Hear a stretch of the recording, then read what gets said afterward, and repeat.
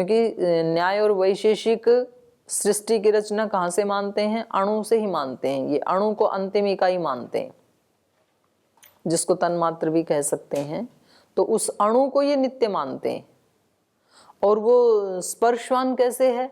क्योंकि उसका अणु स्वरूप तो है ना, तो उस दृष्टि से और उन अणुओं को मिला करके फिर बाकी सब चीजें बनी ही हुई हैं, पर वो अणु भी अपने आप में उसको ये स्पर्शवान मानते हैं। तो बोले देखो, स्पर्शवान अणु है और वो नित्य है। और अस्पर्शम च कर्म अनित्यम दृष्टम, और अस्पर्श वाला तो कर्म भी है। कर्म मतलब क्रिया, और क्रिया क्या है? अनित्य है। तो दोनों ही अन्वय और व्यतिरेक दोनों ही तरफ से क्या हो गया? ये व्यभिचार को प्राप्त हो गया।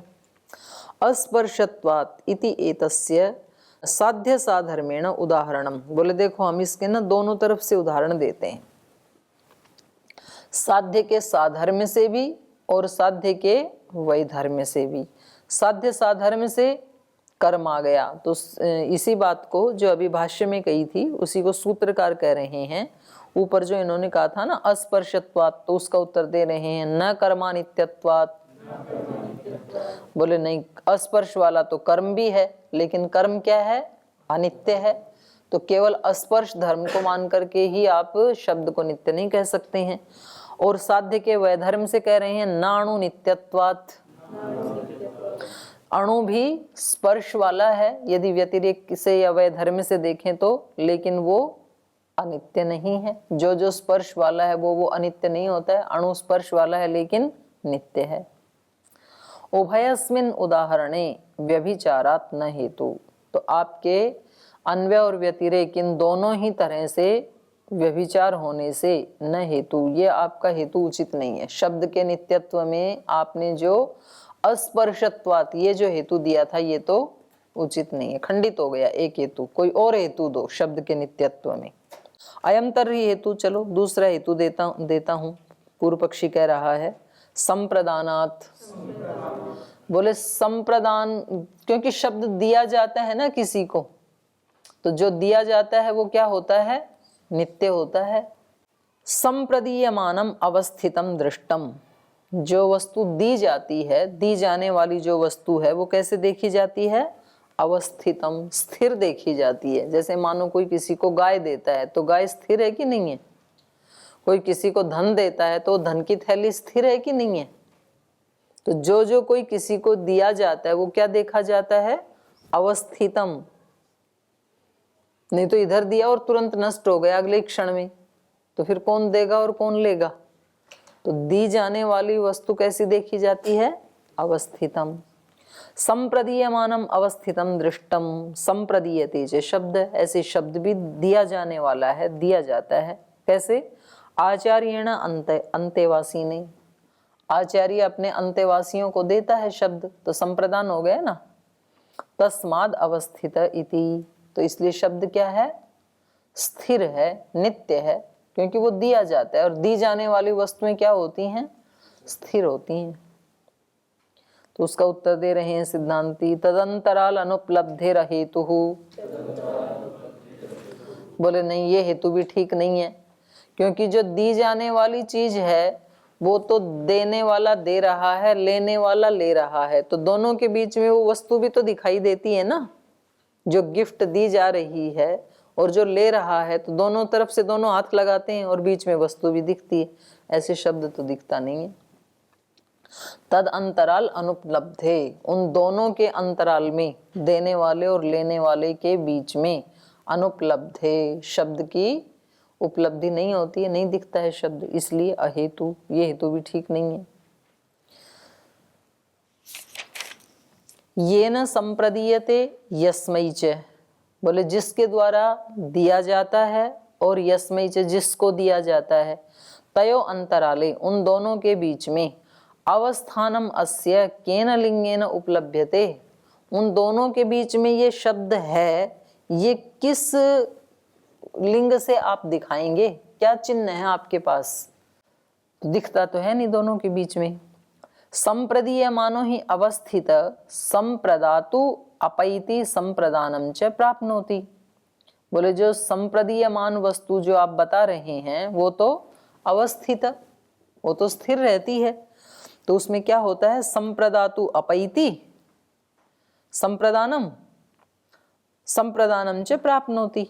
जो देने वाला है वो उसका त्याग करता है और लेने वाला है वो उसका ग्रहण करता है, तो वो तो दिखाई देती है। तो कह रहे हैं यहां ऐसा शब्द तो दिखाई नहीं देता है। इति अवर्जनीयम एतत्, इस बात को तो आप भी वर्जित नहीं कर सकते हैं, आप भी इस बात को तो नहीं नकार सकते हैं कि जो दी जाने वाली वस्तु और जो लेने वाला है उन दोनों के बीच में वस्तु स्थिर रहती है।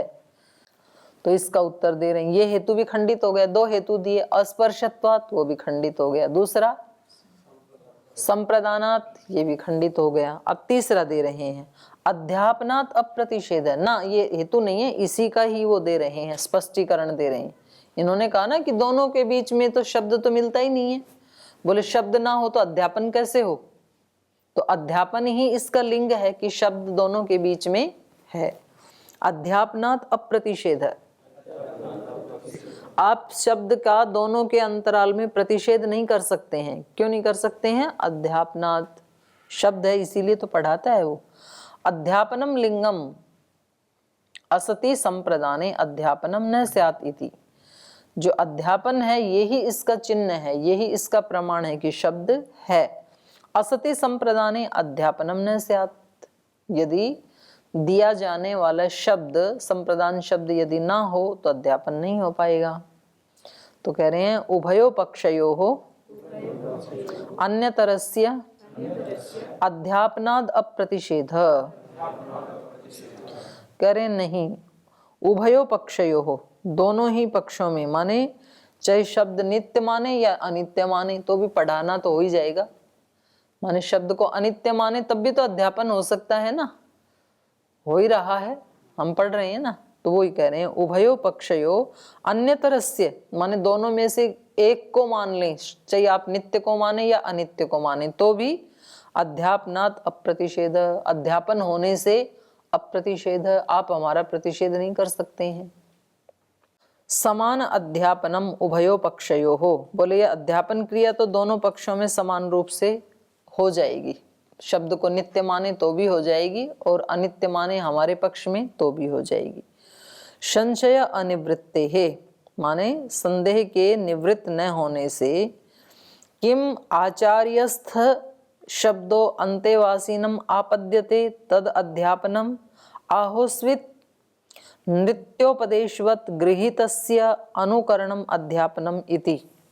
बोले अब मेरी इससे ना संशय की निवृत्ति नहीं हुई। इन्होंने कहा समानम अध्यापनम उभयो पक्षयो, शब्द को नित्य माने अनित्य माने अध्यापन तो हो ही जाएगा। तो पूर्व पक्षी कह रहा है संशय अनिवृत्ते, मेरे संशय की निवृत्ति नहीं हुई, क्योंकि ये जो आप कह रहे हैं ना अध्यापन, तो इस अध्यापन में किम आचार्यस्थ शब्दो अंतेवासीनम आपद्यते तद अध्यापनम, शब्द नित्य है और आचार्य अंतेवासी को दे रहा है, तो शब्द कहाँ होना चाहिए, आचार्य के अंतःकरण में होना चाहिए, नित्य होना चाहिए, और वहां से निकाल के दे रहा है उसको।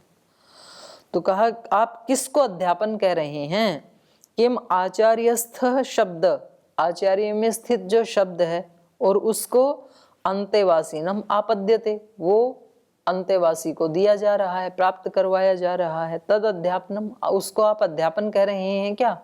या फिर आहोस्वित नृत्योपदेशवत, जैसे नृत्य कोई सिखाता है तो वहां तो शब्द होते नहीं है, बोलते नहीं है ना, तो वो सिखाने वाला कहता है कि अब ऐसे हाथ करो, तो सीखने वाला ऐसे करता है, फिर वो कहता है अब उंगलियों को ऐसे करो, तो उंगलियों को ऐसे करता है वो, तो उसको भी अध्यापन ही कहते हैं ना। तो ये शब्द आचार्य के अंतःकरण में शब्द नित्य स्थित हैं और फिर वो दे रहा है अंतेवासी को, इसको अध्यापन कहेंगे। आहोस्वित नृत्योपदेशवत, नृत्य के उपदेश के समान, गृहीतस्य अनुकरणम अध्यापनम, जो ग्रहण करने वाला है वो उसका अनुकरण करता है, तो वहां पर कोई शब्द होता नहीं है, तो उसको हम अध्यापन कहें। एवं अध्यापनम अलिंगम संप्रदानस्य इति, इसलिए जो आप कह रहे थे ना कि अध्यापन ही इसका लिंग है शब्द का, नित्यत्व का, तो ये तो ठीक नहीं है। क्योंकि जहाँ शब्द नहीं है वहां पर भी अध्यापन तो होता है। जैसे संगीत सिखाया जाता है तो वहां पर केवल क्रियाओं का अभिनय किया जाता है और दूसरा बिना ही शब्द के उसको पकड़ लेता है। तो दो इनके तर्क खंडित हो गए। अब तीसरा तर्क दे रहे हैं, अस्तु तर्हि हेतु। ये तीसरी बात शब्द के नित्यत्व में कह रहे हैं। अभ्यासात, बोले शब्द नित्य है इसीलिए तो उसका बार बार अभ्यास किया जाता है। यदि शब्द अनित्य हो तो अभ्यास कैसे करेंगे? अभ्यस्यमानम अवस्थितम दृष्टम, जो अभ्यास कर रहा है उस व्यक्ति में वो शब्द नित्य देखे जाने से, जैसे अष्टाध्यायी का अभ्यास किया जाता है तो वृद्धिरादैच वृद्धिरादैच वृद्धिरादैच 4 बार व्यक्ति तभी तो बोलेगा उसके पास है वो शब्द। अगर है ही नहीं तो अभ्यास कैसे होगा? तो अभ्यस्यमानम अवस्थितम दृष्टम, जो अभ्यास किया हुआ है, करने वाला है, उसमें स्थिरता देखी जाती है। अवस्थितम दृष्टम, जैसे कहते हैं पंचकृत्वः पश्यति इति, 5 बार देखता है, ऐसे कहा जाता है ना। तो रूपम अवस्थितम पुनः पुनः दृश्यते, वो रूप अवस्थित है तभी तो 5 बार देखेगा ना। तो ऐसे ही कहें कि 5 बार अभ्यास करो तो शब्द क्या हो गया? नित्य हो गया। जैसे रूप अवस्थित है तो किसी को कहेंगे कि भाई 5 बार उसको देख के आओ, वो वस्तु बाहर है कि नहीं है। तो पंचकृत्वा पश्यति, 5 बार देखता है। तो इति रूपम अवस्थितम, इससे क्या निकला कि रूप अवस्थित है। पुनः पुनः दृश्यते, बार बार देखा जाता है उस व्यक्ति के द्वारा। भवति से शब्द अभ्यास है, ऐसे ही शब्द में भी अभ्यास किया जाता है। कैसे? 10 कृत्वाधीतो अनुवाक, माने 10 बार उसने अध्ययन किया। ऐसे बोल देते हैं ना भाई इसने महाभाष्य का 2 बार अध्ययन किया, 3 बार किया, या किसी ग्रंथ का, गीता का इस व्यक्ति ने 10 बार अध्ययन किया। तो ऐसे ही जो कोई अनुवाक है उसके बारे में कहा जाता है 10 कृत्वाधीत अनुवाकः, 10 बार अनुवाक का अध्ययन किया। 20 कृत्वा अधीत इति, इसने 20 बार अध्ययन किया। तस्माद् अवस्थितस्य पुनः पुनः उच्चारणम अभ्यास, तो जो अवस्थित शब्द है उसका पुनः पुनः उच्चारण करना, यही तो अभ्यास है। तो जो अवस्थित होगा, नित्य होगा, तभी तो अभ्यास किया जाएगा। तो ये इन्होंने हेतु दिया पूर्व पक्षी ने। अब इसका उत्तर दे रहे हैं, नान्यत्वे अपि अभ्यासस्य उपचारात्। बोले नहीं, ये तो शब्द को अनित्य मान लेंगे। अन्य का मतलब अनित्य, शब्द को अन्य मान ले, अनित्य मान ले तो भी अभ्यास हो जाएगा।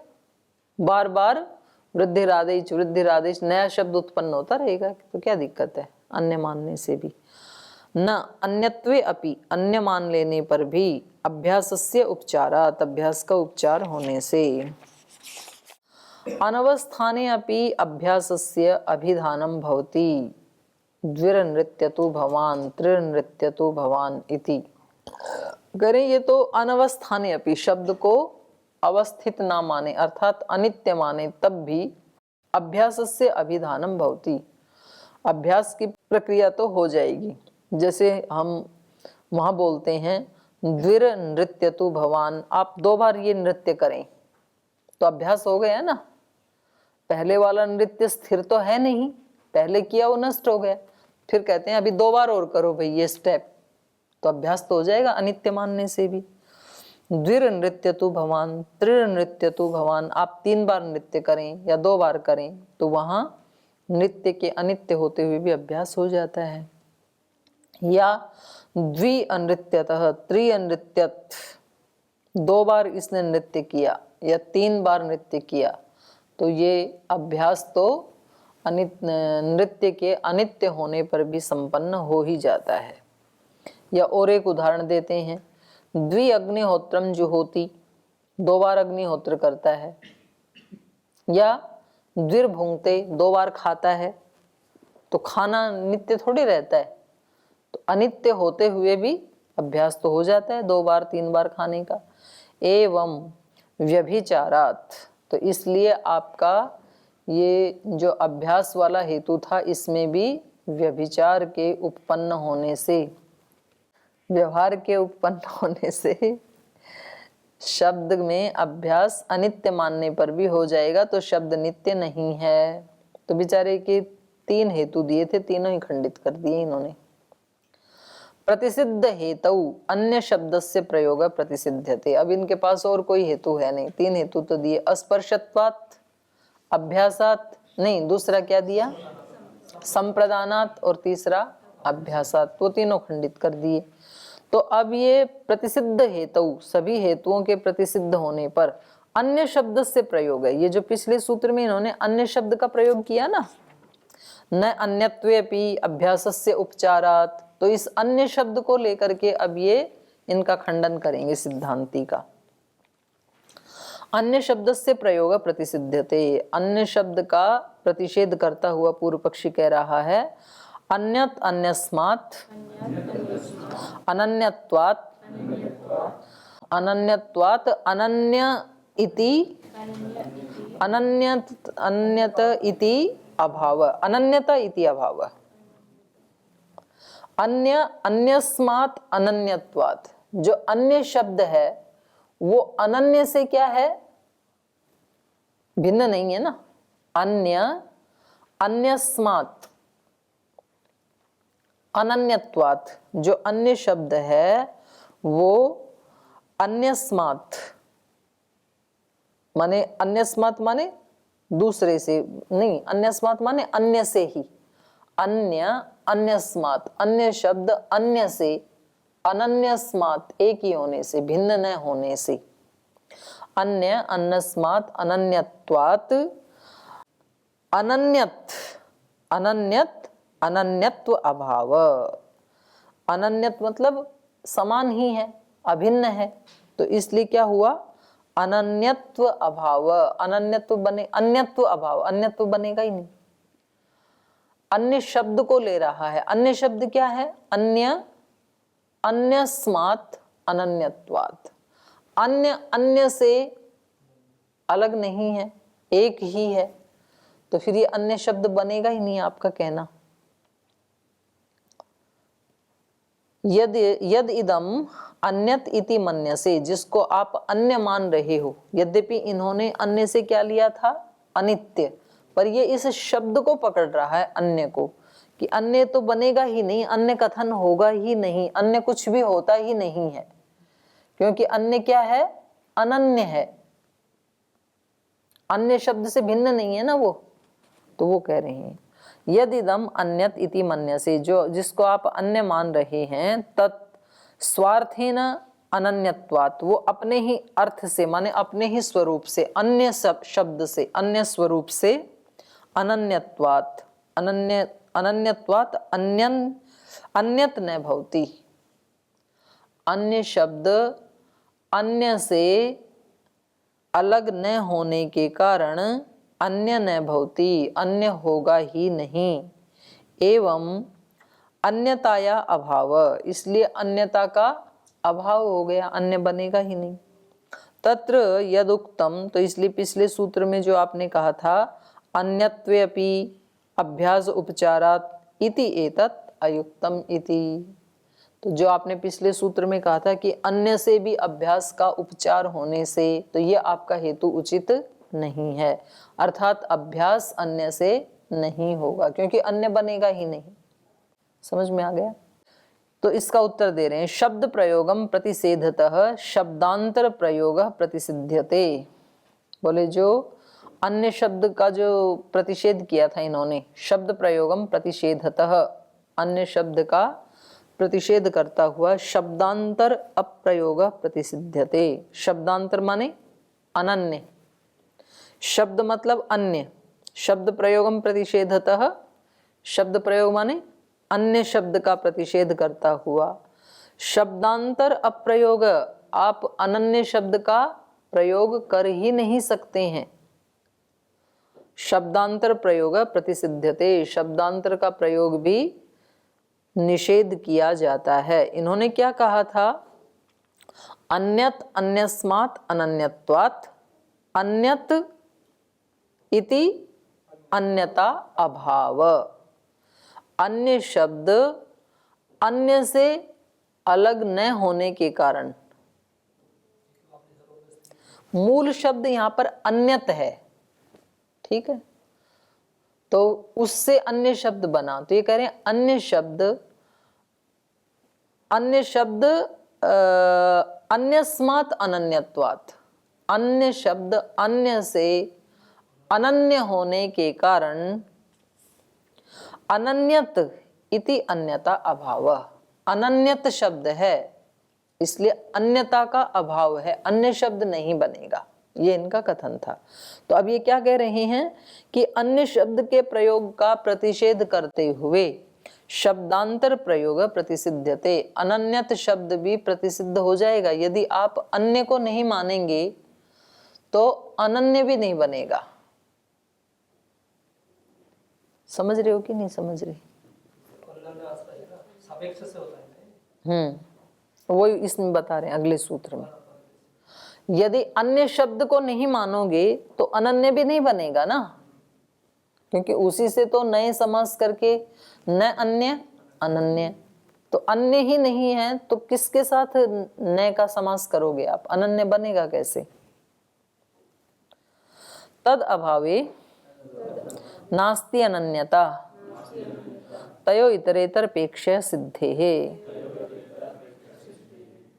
तद अभावे माने अन्य का अभाव होने से, ना अस्ति अनन्यता, अनन्यता भी नहीं बन पाएगी। अन्य नहीं है तो अनन्यता भी नहीं बन पाएगी, क्योंकि तयो इतरेतर पेक्षा सिद्धे है, दोनों के इतरेतर पेक्षा से सिद्धि होती है ना। अन्यस्मात् एक नए और लगा लो यहाँ पर, है ना, अन्यताम उपादयति, अन्यस्मात् माने अन्य से, अनन्यताम उपादयति, आप अन्य से ही तो अनन्यता को कह रहे हैं। ये भगवान की जगह भवान कर लो, गय को काट दो। भवान अन्यस्मात् अनन्यताम उपादयति, आप अन्य से ही तो अन्यता को कह रहे हो। और उपपाद्य च अन्यत प्रत्याचष्टे, और उसको उपपाद्य, उसको स्वीकार करते हुए, सिद्ध करते हुए अन्यत प्रत्याचष्टे, अन्यत का ही खंडन कर रहे हो। माने अनन्य शब्द अन्य से ही तो बनेगा, तो अनन्य का तो आप प्रयोग कर रहे हो और अन्यत का खंडन कर रहे हो स्वीकार करते हुए। अन्यस्मात् अनन्यताम उपपादयति भवान उपपाद्य च अन्यत प्रत्याचष्टे, अनन्यत इति शब्दम अनुजानाति, आप अनन्यत शब्द को तो जानते हैं, स्वीकार कर रहे हैं। अनन्यत इति शब्दम अनुजानाति प्रयुंक्ते च अनन्यत इति, और उसका प्रयोग भी कर रहे हैं। अनन्यत एतत् समासपदम अन्य शब्दो अयम प्रतिषेधेन सह समस्यते, तो बोलिए ये तो समस्त पद है, और ये जो समस्त पद कैसे बना? अन्य शब्द के साथ है नए का समास होकर के तो बना है ये। एतत् समास पदम, अनन्यत शब्द क्या है? समस्त पद है। अन्य शब्दों अयम, तो इसमें समस्त पद में जो अन्य शब्द है, अयम प्रतिषेधेन सह समस्यते, तो ये नए के साथ, प्रतिषेध के साथ समास होकर के समस्यते, समास को प्राप्त होता है। यदि च उत्तर पदम नास्ति, पूर्व पद क्या हो गया? नए, और उत्तर पद अन्य, न अन्य अनन्य। तो जब नए तो है आपके पास लेकिन अन्य नहीं है, तो किसके साथ किसका समास करोगे फिर आप? यदि च उत्तर पदम नास्ति कस्य अयम प्रतिषेधेन सह समास, तो इस प्रतिषेध नए के साथ किसका समास होगा? तस्मात् तयो अनन्य अन्य शब्दयो इतरेतरो अनन्य शब्द, तो कह रहे हैं इसलिए यहाँ पर ये जो अन्य और अनन्य शब्द हैं ये इतरेतर अपेक्षा से सिद्ध होते हैं। इतरम अन्य शब्दम अपेक्षमाण सिद्ध्यति, तो ये जो अनन्य शब्द आपने कहा है ये अन्य शब्दम अपेक्षमाण, अन्य शब्द की अपेक्षा रखता हुआ सिद्ध्यति, सिद्ध होता है।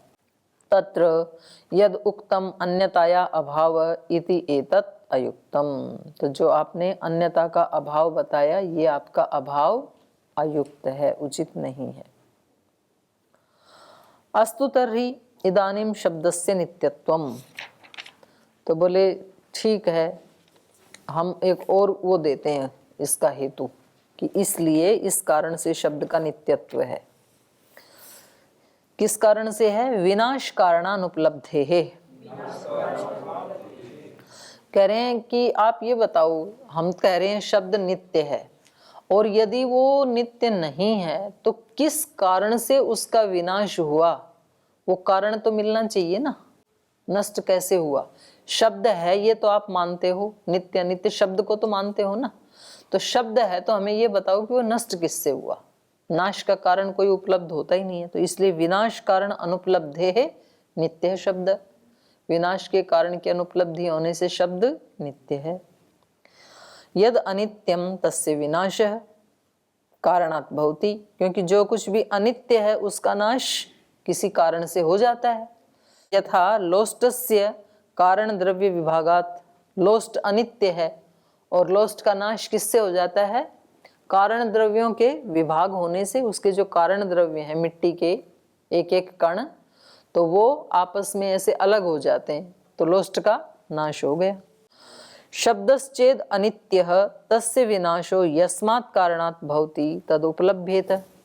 और करें यदि आप शब्द को भी अनित्य मान रहे हैं और उस अनित्य का विनाश यस्मात् कारणात् भवति जिस कारण से होता है, तद उपलभ्यते, तो वो भी तो उपलब्ध होना चाहिए। न च उपलभ्यते, लेकिन विनाश का कारण तो कोई उपलब्ध होता नहीं है कि भाई इस कारण से शब्द नष्ट हुआ। तस्मात् नित्य शब्द इति, इसलिए शब्द क्या है? नित्य है। तो ये कह रहे हैं कि यदि नित्य है तो सुनना चाहिए ना हमेशा शब्द, सुनता तो है नहीं। लेकिन अश्रवण कारणानुपलब्धे है सतत श्रवण प्रसंग। कह रहे हैं यदि अश्रवण के कारण की आप अनुपलब्धि मानेंगे तो दिक्कत क्या आएगी? सतत श्रवण प्रसंग है, तब तो शब्द नित्य ही सुना जाएगा, उसका नित्य श्रवण होगा। तो फिर इस संसार की क्या हालत हो जाएगी वो आप कल्पना कर सकते हैं। सुबह से शाम तक, मतलब आज सुबह से भी यदि देखें, आज सुबह से भी धरती पे जितने लोग हैं और उन्होंने जो जो शब्द बोले और उसके साथ पशु पक्षियों के शब्द भी, और वो सारे यदि विद्यमान रहें तो जीना आराम हो जाएगा ना। हैं? बहरे नहीं, फिर कुछ लगाना पड़ेगा कान में। वे तो जैसे थोड़ी सी देर कहीं कोई गाजे बाजे बजते हैं, बहुत शब्द होता है तो कितनी परेशानी हो जाती है। हम कहते हैं भाई इसको थोड़ा कम कराओ, तो सारे ही शब्द यदि ऐसे ही सुनाई देते सतत तो क्या हाल होता। यथा विनाश कारण अनुपलब्धे अविनाश प्रसंग एवं श्रवण कारण अनुपलब्धे सततम श्रवण प्रसंग। ये कह रहे हैं जैसे विनाश कारण अनुपलब्धे, विनाश के कारण के अनुपलब्ध होने से अविनाश प्रसंग, आप क्या कह रहे हैं? नित्य है शब्द, अविनाश का प्रसंग उपस्थित हो रहा है आपके मत में। एवं ऐसे ही श्रवण कारण अनुपलब्धे, श्रवण के कारण के अश्रवण के कारण के अनुपलब्ध होने से सततम श्रवण प्रसंग, फिर तो सतत श्रवण होने लगता।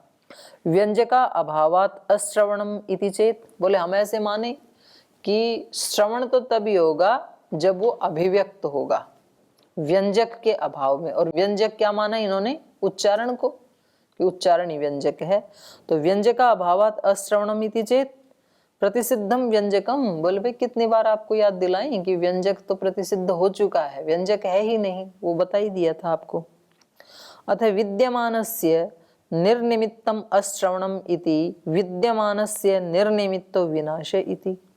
और यदि आप कहो कि विद्यमानस्य शब्द से, विद्यमान जो शब्द है, नित्य शब्द है, उसका निर्निमित्तम अश्रवणम, बिना ही निमित्त के ही श्रवण नहीं होता है, निमित्त कोई नहीं है उसका, बस ऐसे ही श्रवण नहीं होता है, तो फिर हम ये कहेंगे विद्यमानस्य निर्निमित्तो विनाश इति, तो बिना ही निमित्त के विनाश भी हो जाता है, क्योंकि इन्होंने विनाश का कारण पूछा था ना, तो बोलो ऐसे ही हो जाते हैं निर्निमित्त के ही। समानश्च दृष्ट विरोधो निमित्तम अंतरेण विनाशे च श्रवणे चैति।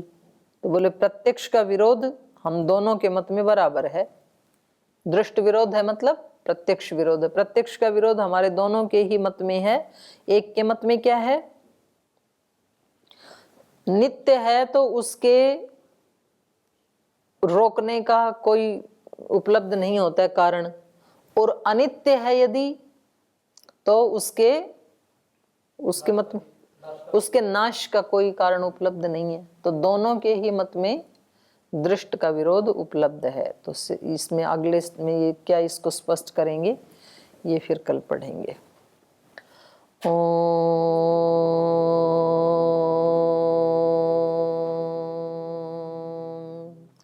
शांति शांति शांति। श्री गुरुभ्यो नमः।